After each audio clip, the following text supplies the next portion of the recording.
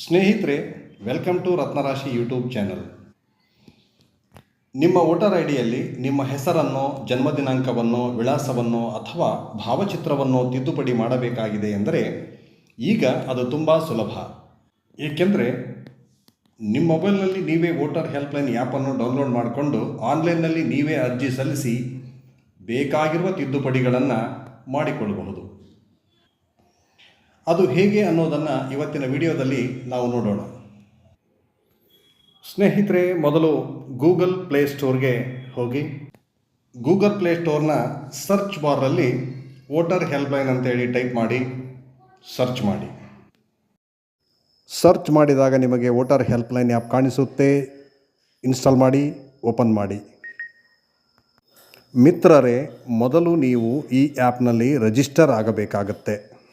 Register ಆಗಲಿಕ್ಕೆ ನಿಮ್ಮ mobile ನಂಬರನ್ನು ನಮೂದಿಸಿ OTPಯನ್ನು ಪಡೆದು ಪಾಸ್ವರ್ಡನ್ನು ಸೆಟ್ ಮಾಡಿಕೊಳ್ಳಿ. ಹೀಗೆ ನೀವು ರಿಜಿಸ್ಟರ್ ಆಗಬಹುದು. ಹೀಗೆ ರಿಜಿಸ್ಟರ್ ಆದಮೇಲೆ ನಿಮ್ಮ ರಿಜಿಸ್ಟರ್ಡ್ ಮೊಬೈಲ್ ನಂಬರನ್ನು ಎಂಟರ್ ಮಾಡಿ, ಪಾಸ್ವರ್ಡನ್ನು ಎಂಟರ್ ಮಾಡಿ ಲಾಗಿನ್ ಆಗಬೇಕಾಗುತ್ತೆ.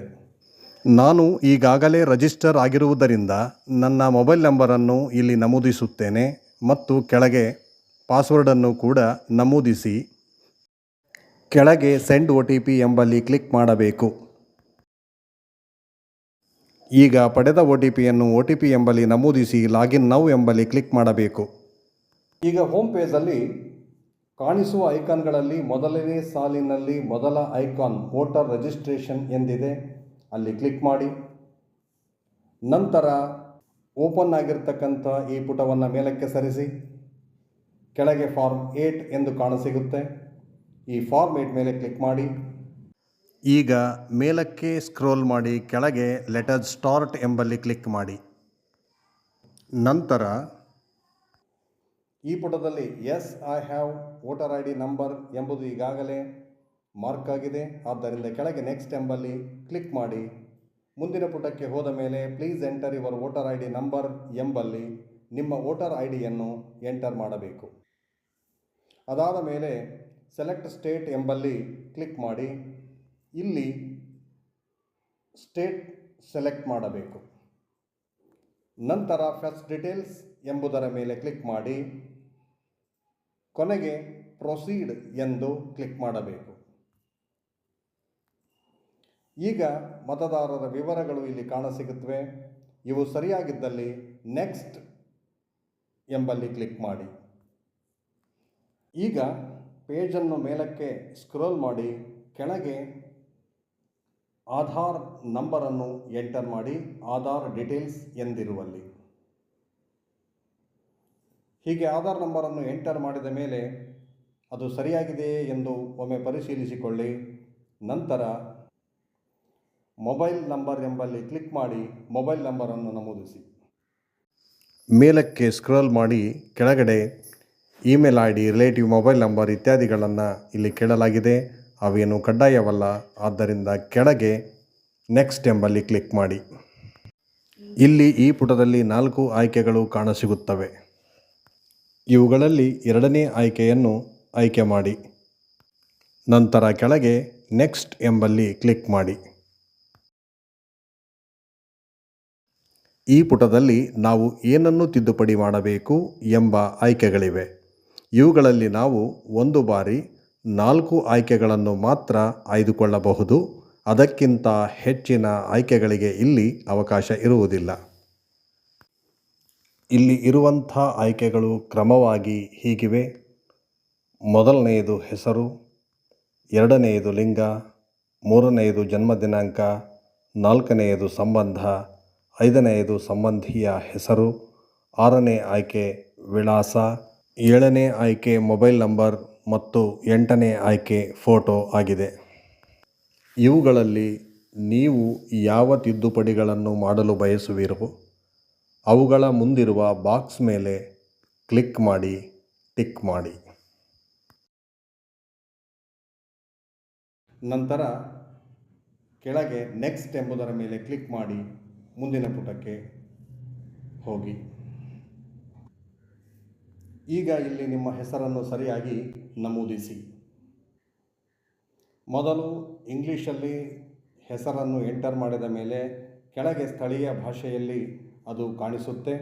ಅದು ಸರಿಯಾಗಿದ್ದರೆ ಅದರ ಮೇಲೆ ಕ್ಲಿಕ್ ಮಾಡಿ, ಇಲ್ಲವಾದರೆ ಅದನ್ನು ತಿದ್ದುಪಡಿ ಮಾಡಿ ಇಂಗ್ಲೀಷ್ ಮತ್ತು ಕನ್ನಡ ಎರಡರಲ್ಲೂ ಸರಿಯಾಗಿ ನಮೂದಿಸಬೇಕು. ಪೇಜನ್ನು ಸ್ಕ್ರೋಲ್ ಮಾಡಿದ ಮೇಲೆ ಈಗ ಹೆಸರು ತಿದ್ದುಪಡಿ ಮಾಡಿರುವುದಕ್ಕೆ ಪ್ರೂಫನ್ನು ಅದು ಕೇಳುತ್ತೆ. ಇಲ್ಲಿ ಪ್ರೂಫನ್ನು ಅಪ್ಲೋಡ್ ಮಾಡಬೇಕಾಗುತ್ತೆ. ಪ್ರೂಫನ್ನು ಅಪ್ಲೋಡ್ ಮಾಡಲಿಕ್ಕಾಗಿ ನೀವು ಅಪ್ಲೋಡ್ ಮೇಲೆ ಕ್ಲಿಕ್ ಮಾಡಬೇಕು. ಆಗ ಇಲ್ಲಿ 2 ಆಯ್ಕೆಗಳನ್ನು ಅದು ತೋರಿಸುತ್ತೆ. ಈಗಾಗಲೇ ನೀವು ಫೋಟೋ ತೆಗೆದಿಟ್ಟುಕೊಂಡಿದ್ದರೆ ಗ್ಯಾಲರಿ ಮೇಲೆ ಕ್ಲಿಕ್ ಮಾಡಿ ನಿಮ್ಮ ಗ್ಯಾಲರಿಯಿಂದ ತೆಗೆದಿರುವಂಥ ಫೋಟೋವನ್ನು ಅಪ್ಲೋಡ್ ಮಾಡಬಹುದು.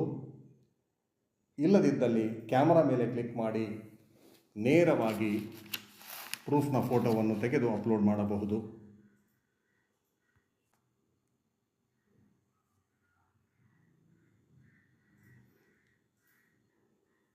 ಹೀಗೆ ಅಪ್ಲೋಡ್ ಮಾಡುವಂಥ ಫೋಟೋ ಸೆಲ್ಫ್ ಅಟೆಸ್ಟೆಡ್ ಆಗಿರಬೇಕು, ಮತದಾರರ ಸಹಿಯನ್ನು ಹೊಂದಿರಬೇಕು. ಫೋಟೋ ತೆಗೆದ ಮೇಲೆ ಓಕೆ ಮೇಲೆ ಕ್ಲಿಕ್ ಮಾಡಿ ತೆಗೆದಿರುವ ಫೋಟೋವನ್ನು ಸರಿಯಾಗಿ ಹೊಂದಿಸಿಕೊಳ್ಳಬೇಕು. ಪ್ರೂಫ್ನ ಫೋಟೋ ತೆಗೆದ ಮೇಲೆ ಓಕೆ ಮೇಲೆ ಕ್ಲಿಕ್ ಮಾಡಿದಿರಿ. ಈಗ ಫೋಟೋದ ಯಾವುದಾದರೂ ಒಂದು ಮೂಲೆಯಲ್ಲಿ ನಿಮ್ಮ ಬೆರಳನ್ನಿರಿಸಿ ಅದನ್ನು ಸರಿಯಾಗಿ ಹೊಂದಿಸಿಕೊಳ್ಳಬೇಕು. ಹೀಗೆ ಹೊಂದಿಸಿಕೊಂಡ ಮೇಲೆ ಬಲಭಾಗದಲ್ಲಿ ಮೇಲೆ ಕಾಣುವಂಥ ರೈಟ್ ಮಾರ್ಕ್ ಮೇಲೆ ಕ್ಲಿಕ್ ಮಾಡಬೇಕು. ಅನಂತರ ಡೇಟ್ ಆಫ್ ಬರ್ತ್, ನಾನು ಡೇಟ್ ಆಫ್ ಬರ್ತ್ ತಿದ್ದುಪಡಿಯನ್ನು ಆಯ್ಕೆ ಮಾಡಿರುವುದರಿಂದ ಅದು ಇಲ್ಲಿ ಡೇಟ್ ಆಫ್ ಬರ್ತನ್ನು ಕೇಳುತ್ತೆ. ಡೇಟ್ ಆಫ್ ಬರ್ತನ್ನು ಎಂಟರ್ ಮಾಡಲು ಡೇಟ್ ಆಫ್ ಬರ್ತ್ ಎಂಬಲ್ಲಿ ಕ್ಲಿಕ್ ಮಾಡಬೇಕು ಮತ್ತು ಓಪನ್ ಆಗಿರುವ ಕ್ಯಾಲೆಂಡರ್ನಿಂದ ಸರಿಯಾಗಿ ಡೇಟ್ ಆಫ್ ಬರ್ತನ್ನು ಆಯ್ಕೆ ಮಾಡಿಕೊಳ್ಳಬೇಕು. ಹೀಗೆ ಆಯ್ಕೆ ಮಾಡಿಕೊಳ್ಳಲು ಮೊದಲು ಎಡಭಾಗದಲ್ಲಿ ಮೇಲೆ ಕಾಣುವ ವರ್ಷದ ಮೇಲೆ ಕ್ಲಿಕ್ ಮಾಡಿ. ವರ್ಷದ ಮೇಲೆ ಕ್ಲಿಕ್ ಮಾಡಿದಾಗ ಇಲ್ಲಿ ವರ್ಷಗಳ ಪಟ್ಟಿ ಗೋಚರವಾಗುತ್ತೆ. ಆ ಪಟ್ಟಿಯಲ್ಲಿರುವ ವರ್ಷಗಳನ್ನು ಹಿಂದಕ್ಕೆ ಮುಂದಕ್ಕೆ ಸರಿಸಿ ಸರಿಯಾದ ವರ್ಷವನ್ನು ಆಯ್ಕೆ ಮಾಡಿ. ಅದಾದ ನಂತರ ಕ್ಯಾಲೆಂಡರಲ್ಲಿ ಮೇಲೆ ತಿಂಗಳನ್ನು ಸರಿಯಾಗಿ ಹೊಂದಿಸಿಕೊಳ್ಳಬೇಕು. ಹೀಗೆ ಹೊಂದಿಸಿಕೊಳ್ಳಲು ತಿಂಗಳಿನ ಎಡಕ್ಕೋ ಅಥವಾ ಬಲಕ್ಕೋ ಕ್ಲಿಕ್ ಮಾಡುತ್ತಾ ಹೊಂದಿಸಿಕೊಳ್ಳಬೇಕು. ಸರಿಯಾದ ತಿಂಗಳು ಕಾಣಿಸಿದ ಮೇಲೆ ಕೆಳಗೆ ಸರಿಯಾದ ದಿನಾಂಕವನ್ನು ಆಯ್ಕೆ ಮಾಡಬೇಕು. ಅನಂತರ ಕೆಳಗೆ ಓಕೆ ಎಂಬಲ್ಲಿ ಕ್ಲಿಕ್ ಮಾಡಬೇಕು. ಈಗ ಇಲ್ಲಿ ಕಾಣಿಸುವ ಜನ್ಮ ದಿನಾಂಕ ಸರಿಯಾಗಿದೆಯೇ ಎಂಬುದನ್ನು ನೋಡಿಕೊಳ್ಳಬೇಕು. ತಪ್ಪಾಗಿದ್ದಲ್ಲಿ ಮತ್ತೊಮ್ಮೆ ಸರಿಪಡಿಸಿಕೊಳ್ಳಬೇಕು. ಜನ್ಮ ದಿನಾಂಕವನ್ನು ನಮೂದಿಸಿಯಾದ ಮೇಲೆ ಕೆಳಗೆ document for proof of DOB ಎಂಬಲ್ಲಿ ಕ್ಲಿಕ್ ಮಾಡಿ ನಾವು ಇದಕ್ಕೆ ಯಾವ ಪ್ರೂಫನ್ನು ಅಪ್ಲೋಡ್ ಮಾಡುತ್ತಿದ್ದೇವೆಯೋ ಆ ಪ್ರೂಫನ್ನು ಇಲ್ಲಿ ಆಯ್ದುಕೊಳ್ಳಬೇಕು. ನಾನು ಆಧಾರ್ ಕಾರ್ಡನ್ನು ಅಪ್ಲೋಡ್ ಮಾಡುತ್ತಿರುವುದರಿಂದ ಆಧಾರ್ ಆಯ್ಕೆಯನ್ನು ಕ್ಲಿಕ್ ಮಾಡುತ್ತೇನೆ. ಅನಂತರ ಸ್ಕ್ರೋಲ್ ಮಾಡಿದಾಗ ಕೆಳಗೆ ಅಪ್ಲೋಡ್ ಎಂಬುದು ಕಾಣಿಸುತ್ತೆ. ಅಪ್ಲೋಡ್ ಎಂಬಲ್ಲಿ ಕ್ಲಿಕ್ ಮಾಡಿದಾಗ ಇಲ್ಲಿ 2 ಆಯ್ಕೆಗಳು. ಈಗಾಗಲೇ ಫೋಟೋ ತೆಗೆದಿದ್ದರೆ ಗ್ಯಾಲರಿ ಎಂಬುದರ ಮೇಲೆ ಕ್ಲಿಕ್ ಮಾಡಿ ತೆಗೆದಿರುವ ಫೋಟೋವನ್ನು ಅಪ್ಲೋಡ್ ಮಾಡಿ. ನೇರವಾಗಿ ಫೋಟೋ ತೆಗೆಯುವಂತಿದ್ದರೆ ಕ್ಯಾಮರಾ ಎಂಬಲ್ಲಿ ಕ್ಲಿಕ್ ಮಾಡಿ ನೇರವಾಗಿ ಪ್ರೂಫ್ನ ಫೋಟೋ ತೆಗೆದು ಅಪ್ಲೋಡ್ ಮಾಡಬಹುದು. ಪ್ರೂಫ್ನ ಫೋಟೋ ಕ್ಲಿಕ್ಕಿಸಿದ ಮೇಲೆ ಓಕೆ ಎಂಬಲ್ಲಿ ಕ್ಲಿಕ್ ಮಾಡಬೇಕು. ಹೀಗೆ ಕ್ಲಿಕ್ ಮಾಡಿ ಕ್ಲಿಕ್ಕಿಸಿದ ಫೋಟೋದ ಮೂಲೆಗಳನ್ನು ಹಿಡಿದುಕೊಂಡು ಫೋಟೋವನ್ನು ಸರಿಯಾಗಿ ಹೊಂದಿಸಿಕೊಳ್ಳಬೇಕು. ಹೀಗೆ ಅಪ್ಲೋಡ್ ಮಾಡುವಂಥ ಫೋಟೋ ಮತದಾರರ ಸ್ವಯಂ ಸಹಿಯನ್ನು ಹೊಂದಿರಬೇಕು. ಫೋಟೋವನ್ನು ಸರಿಯಾಗಿ ಹೊಂದಿಸಿದ ಮೇಲೆ ಬಲಭಾಗದಲ್ಲಿ ಮೇಲ್ಗಡೆ ರೈಟ್ ಮಾರ್ಕ್ ಮೇಲೆ ಕ್ಲಿಕ್ ಮಾಡಬೇಕು. ಈಗ ಇಲ್ಲಿ ಫೋಟೋ ಅಪ್ಲೋಡ್ ಆಗಿರುವುದು ನಮಗೆ ಕಾಣಿಸುತ್ತೆ. ನಂತರ ನಾನು ಮೊಬೈಲ್ ನಂಬರ್ ಸೇರ್ಪಡೆಗಾಗಿ ಆ ಆಯ್ಕೆಯನ್ನು ಮಾಡಿರುವುದರಿಂದ ಇಲ್ಲಿ ಮೊಬೈಲ್ ನಂಬರನ್ನು ನಮೂದಿಸಬೇಕು. ಮೊಬೈಲ್ ನಂಬರ್ ಎಂಬಲ್ಲಿ ಮೊಬೈಲ್ ನಂಬರನ್ನು ನಮೂದಿಸಿದ ಮೇಲೆ ಮುಂದೆ ವೆರಿಫೈ ಮೇಲೆ ಕ್ಲಿಕ್ ಮಾಡಬೇಕು. ಈಗ ನಮೂದಿಸಿದ ಮೊಬೈಲ್ ನಂಬರ್ಗೆ OTP ಬರುತ್ತೆ. ಆ OTPಯನ್ನು OTP ಎಂಬಲ್ಲಿ ಹಾಕಿ ವೆರಿಫೈ ಎಂಬಲ್ಲಿ ಕ್ಲಿಕ್ ಮಾಡಬೇಕು. ನಂತರ ಮುಂದಿನ ಪುಟದಲ್ಲಿ ಮೊಬೈಲ್ ನಂಬರ್ ವೆರಿಫೈಡ್ ಆಗಿರುವುದು ಕಾಣಿಸುತ್ತೆ. ಇದಾದ ನಂತರ ನಾನು ಫೋಟೋ ಆಯ್ಕೆಯನ್ನು ಮಾಡಿರುವುದರಿಂದ ಇಲ್ಲೀಗ ಮತದಾರರ ಫೋಟೋ ಅಪ್ಲೋಡ್ ಮಾಡಬೇಕಾಗುತ್ತೆ. ಅದಕ್ಕಾಗಿ ಅಪ್ಲೋಡ್ ಪಿಕ್ಚರ್ ಎಂಬಲ್ಲಿ ಕ್ಲಿಕ್ ಮಾಡುತ್ತೇನೆ. ಈಗ ಪುನಃ ಮೊದಲಿನಂತೆ 2 ಆಯ್ಕೆಗಳು ಕಾಣಸಿಗುತ್ತೆ. ಗ್ಯಾಲರಿ ಮೇಲೆ ಕ್ಲಿಕ್ ಮಾಡಿ ಫೋಟೋ ಅಪ್ಲೋಡ್ ಮಾಡಬಹುದು ಅಥವಾ ನೇರವಾಗಿ ಕ್ಯಾಮ್ರಾ ಮೇಲೆ ಕ್ಲಿಕ್ ಮಾಡಿ ಫೋಟೋ ತೆಗೆದು ಅಪ್ಲೋಡ್ ಮಾಡಬಹುದು. ಫೋಟೋ ಕ್ಲಿಕ್ಕಿಸಿದ ಮೇಲೆ ಕೆಳಗೆ ಓಕೆ ಎಂಬಲ್ಲಿ ಕ್ಲಿಕ್ ಮಾಡಬೇಕು. ನಂತರ ಈ ಪೇಜಲ್ಲಿ ಕೆಳಗೆ 3 to 4 ಎಂಬಲ್ಲಿ ಕ್ಲಿಕ್ ಮಾಡಿ ಈ ಫೋಟೋವನ್ನು ಸರಿಯಾಗಿ ಹೊಂದಿಸಿಕೊಳ್ಳಬೇಕು. ಅದಕ್ಕಾಗಿ ಫೋಟೋದ ಹೊರಗೆ ಕಾಣುವ ಮೂಲೆಗಳನ್ನು ಆಚೀಚೆ ಸರಿಸಿ ಫೋಟೋವನ್ನು ಸರಿಯಾಗಿ ಹೊಂದಿಸಿಕೊಳ್ಳಬಹುದು. ಹೀಗೆ ಮೂಲೆಗಳನ್ನು ಸರಿಸಿ ಫೋಟೋ ಹೊಂದಿಸಿಕೊಂಡ ಮೇಲೆ ಬಲಭಾಗದಲ್ಲಿ ಮೇಲ್ಗಡೆ ರೈಟ್ ಮಾರ್ಕ್ ಮೇಲೆ ಕ್ಲಿಕ್ ಮಾಡಬೇಕು. ನಂತರ ಇಲ್ಲಿ ನಾವು ಅಪ್ಲೋಡ್ ಮಾಡಿರುವ ಫೋಟೋ ಕಾಣಿಸುತ್ತೆ. ಅದಾದ ಮೇಲೆ ಕೆಳಗೆ ನೆಕ್ಸ್ಟ್ ಎಂಬಲ್ಲಿ ಕ್ಲಿಕ್ ಮಾಡಬೇಕು. ಈಗ ಈ ಪೇಜಲ್ಲಿ ಡಿಕ್ಲರೇಷನ್ ಕಾಣಿಸುತ್ತೆ. ಕೆಳಗೆ ಅರ್ಜಿ ಹಾಕಿದವರ ಹೆಸರು ಕಾಣಿಸುತ್ತೆ. ಅನಂತರ ಅರ್ಜಿ ಸಲ್ಲಿಸುತ್ತಿರುವಂತಹ ಸ್ಥಳವನ್ನು ನಾವಿಲ್ಲಿ ನಮೂದಿಸಬೇಕು. ಅನಂತರ ಕೆಳಗೆ ಡನ್ ಎಂಬಲ್ಲಿ ಕ್ಲಿಕ್ ಮಾಡಬೇಕು.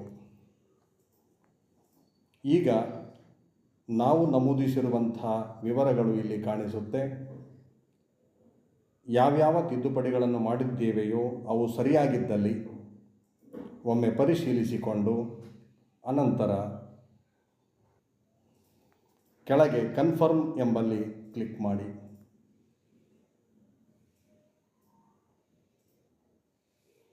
ಈಗ ಅರ್ಜಿ ಯಶಸ್ವಿಯಾಗಿ ಸಲ್ಲಿಕೆಯಾಗಿದೆ ಎಂಬುದು ಇಲ್ಲಿ ಕಾಣಿಸುತ್ತೆ.